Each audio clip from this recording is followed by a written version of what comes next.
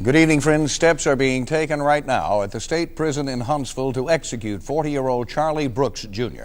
If it goes as scheduled, Brooks will be the first prison inmate to be executed in the state in 18 years and the first inmate in U.S. history. What does a man think about when he knows the exact hour of his death?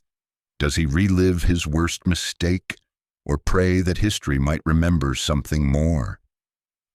On December 7, 1982, Charles Brooks, Jr., a convicted murderer from Texas, awoke to his final sunrise. He had been tried. He had been sentenced. And now he was about to become part of history, not for how he lived, but for how he would die. For the first time in American history, a prisoner would be executed by lethal injection. But before the drugs entered his veins, Charles Brooks, Jr. would spend 24 slow, silent hours and the weight of everything he had done. What did he think about in those final moments? And when the time came, did he go quietly? This is the final countdown of Charles Brooks, Jr. Before the needle, before the headlines, before the protests outside the prison gates, there was just a man. Charles Brooks, Jr. was born on September 1, 1942, in Fort Worth, Texas. He grew up in a working-class black neighborhood during the heart of Jim Crow segregation. From the outside, his early life seemed stable. He had two parents, attended church, and stayed out of trouble as a boy. He was described by those who knew him as smart, polite, even promising. He attended I.M. Terrell High School, a historically black school, where he excelled in both academics and sports. In his younger years, there was no sign of the man he would one day become. Some believed he had the potential to do something meaningful with his life. But somewhere along the way, Charles took a different path. As a teenager, Brooks became involved with street gangs. He was arrested several times in his 20s, mostly for car theft and robbery. Still, nothing about his record suggested violence. He drifted through jobs and spent time in and out of jail. By the time he reached his 30s, Brooks had fallen deep into a cycle of petty crime and incarceration. But what happened on December 14, 1976, would change everything. That afternoon, Charles Brooks, Jr. and his friend Woody Loudrez went to a used car dealership in Fort Worth under the pretense of test driving a luxury vehicle, their target, a 1973 Cadillac. The salesman, 26-year-old David Gregory, agreed to ride along in the back seat as Loudrez drove, and Brooks sat in the passenger seat. But they never returned to the dealership. Instead, Brooks and Loudrez took Gregory to a motel just off Interstate 35. According to investigators, they forced him inside at gunpoint, tied him to a chair, and demanded the keys to the Cadillac. Hours later, a single gunshot rang out. David Gregory had been shot once in the head. He died instantly. By the time police found the body, Brooks and Loudrez were gone, but not for long. Both men were arrested shortly after. A loaded pistol was recovered from Loudrez's car, and shell casings matched the bullet that killed Gregory. But what followed was a case built more on circumstance than clear evidence. Loudrez claimed that Brooks was the shooter. Brooks claimed he wasn't even in the room when the shot was fired. No fingerprints, no murder weapon recovered from Brooks. But the jury didn't need much. Charles Brooks, Jr. was convicted of capital murder and sentenced to death. Loudrez, who had made a deal with prosecutors and agreed to testify, received a 40-year sentence and would eventually be paroled. To many, it was yet another example of a flawed justice system. One black man executed while another walked free. To others, it was simple. A man was dead, and someone had to answer for it. Brooks spent the next 5 years on death row at the Huntsville unit in Texas. He converted to Islam. He read scripture. He wrote letters. But none of that could change the past, and Charles Brooks, Jr. was running out of time. Just hours remained until his execution. The final countdown had begun. He had known this day was coming, but knowing something and feeling it close in, minute by minute, are not the same. It was 6 o'clock in the morning when Charles Brooks, Jr. opened his eyes for the last time.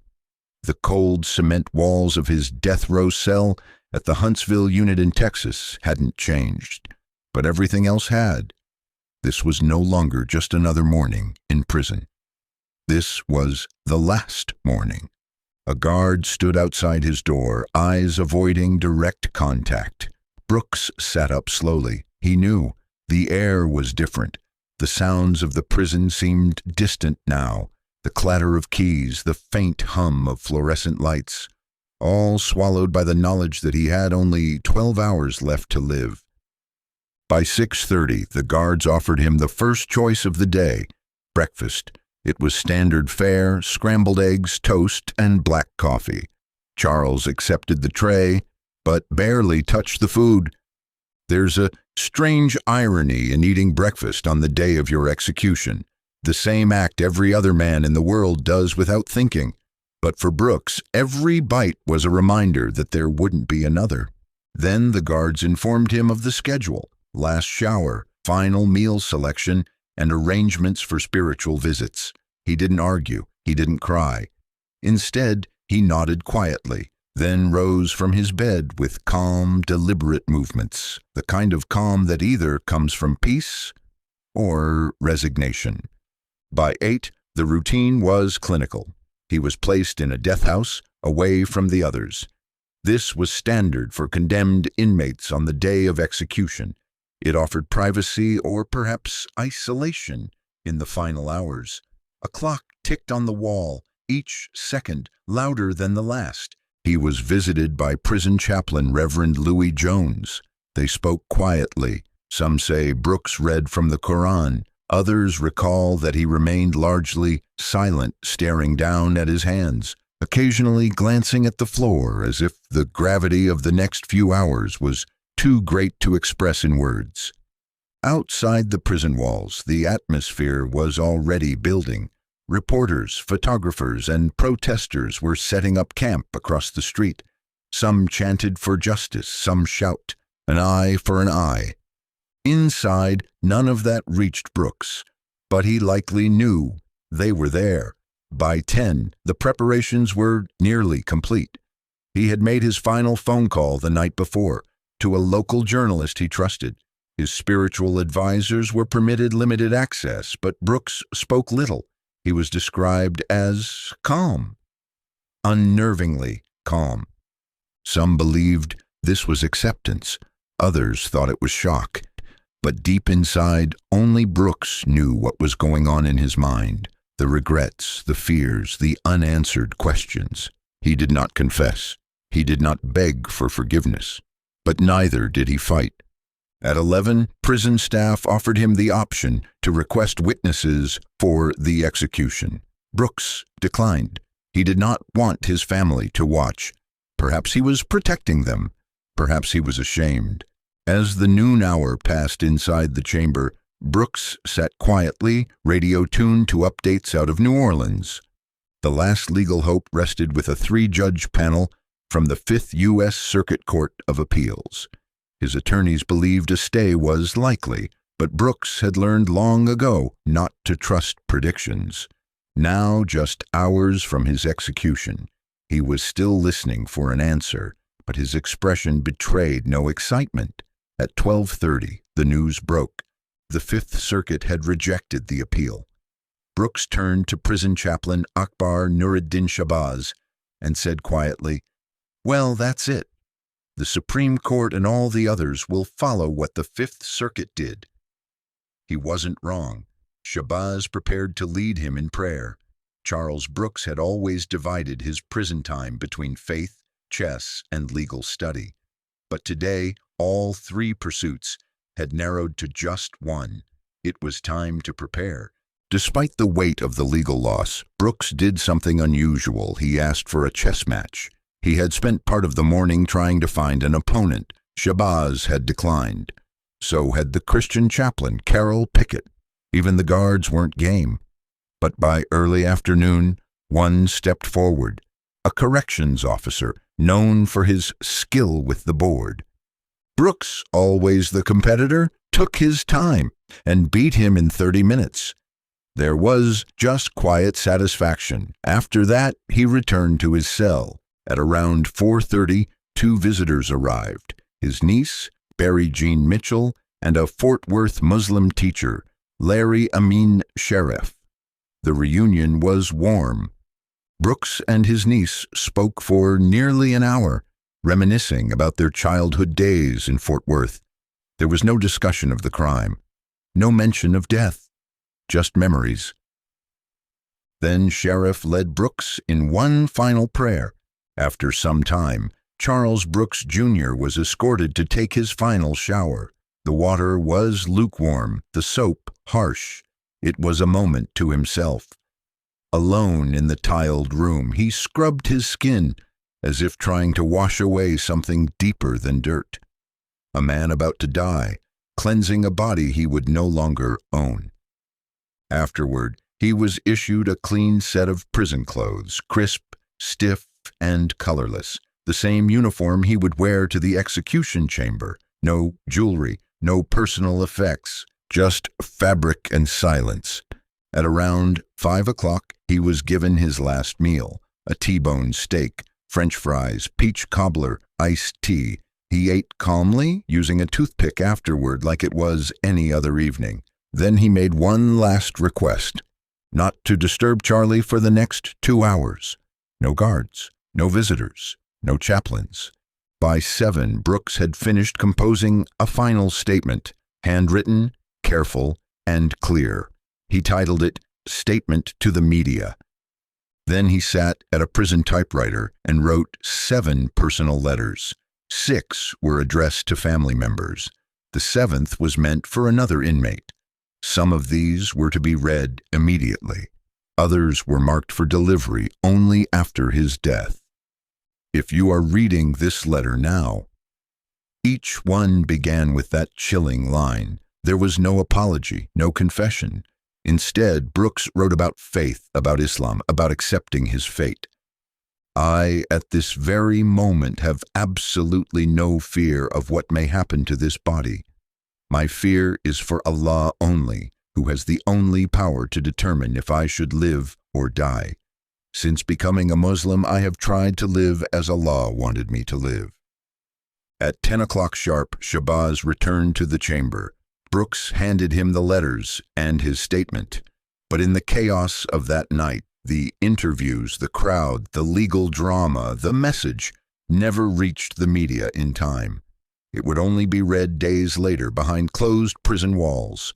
Inside the prison, preparations were already underway.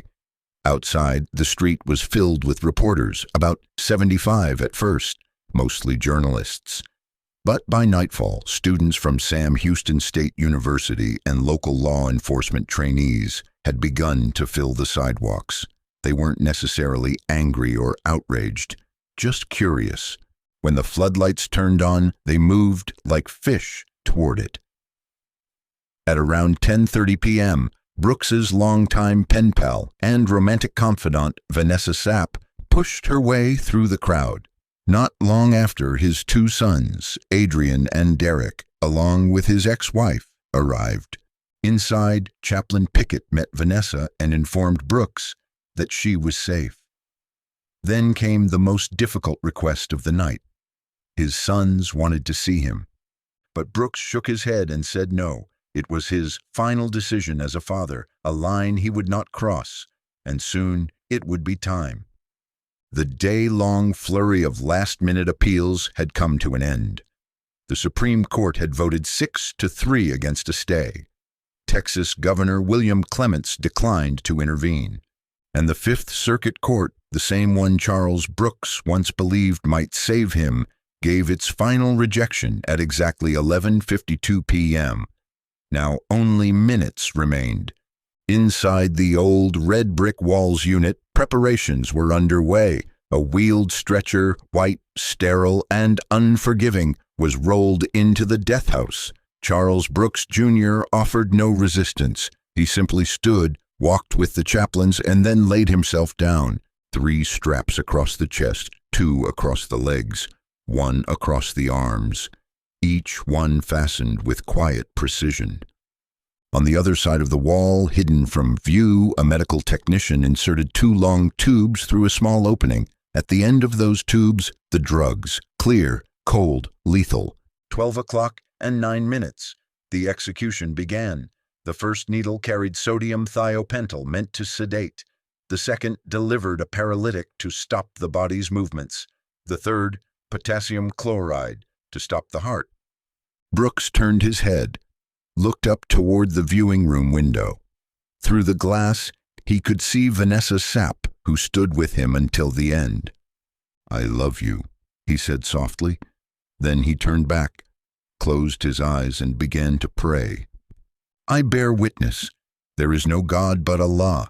I bear witness that Muhammad is the messenger of God." They were his final words. Inside the chamber, around 20 people watched.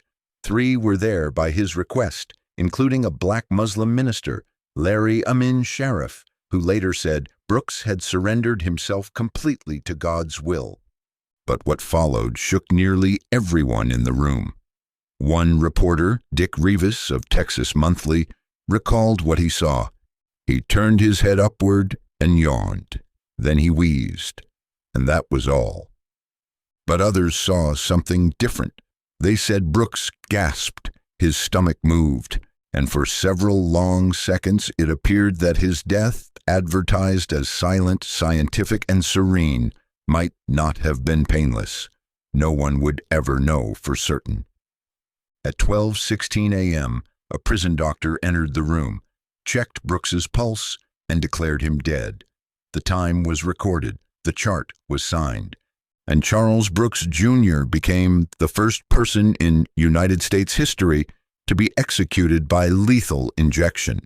The death of Charles Brooks Jr. did more than mark the end of a man's life. It marked the beginning of a new chapter in America's long and bitter debate over capital punishment. Since 1980, the state of Texas has executed 595 people. The moments after Brooks died were filled with silence, not closure, not peace, just a heavy, unsettling quiet that seemed to linger in the air. Outside the prison, the crowds had dispersed. Some celebrated, others protested, but most were left with questions. Why him? Why had Brooks's accomplice, the man who might have pulled the trigger, received a 40-year sentence while Brooks died? Neither man ever admitted who fired the shot that killed David Gregory. The state never proved it, and yet one man lived and the other was executed. Even the original prosecutor, Jack Strickland, expressed regret. He told a federal judge just hours before the execution that the punishment wasn't fair, that the difference in sentencing haunted him, but it was too late. The following day, a headline for United Press International read, "Condemned man dies peacefully. Norma Morrison, the mother of David Gregory, didn't stay up for the execution." The following day, she said, "It would be very unfeeling for me to sit up and gleefully wait for the execution of a man. I have feelings also for the people that he's leaving behind in his own family." She went on, "I would like the message to be strong and clear that if you kill someone, you pay. He executed my son. I feel if you can execute someone, you should graciously accept your own execution." Days later, Charlie's body was brought back to Fort Worth, where he had 2 funerals, the first for his Islam faith at a mosque on the south side, and the second at a Baptist church off Ramey Avenue in Stop 6. At the second funeral, Charlie's estranged son, Derek, spoke to the congregation. In the months that followed, the Brooks execution would ignite national attention. Politicians, activists, and legal scholars began re-examining how executions were carried out and who was chosen to die.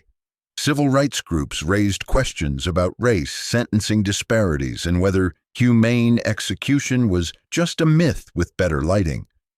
From that night in Huntsville, Texas, Lethal injection would go on to become America's primary execution method, used in the overwhelming majority of capital punishment cases in the decades that followed.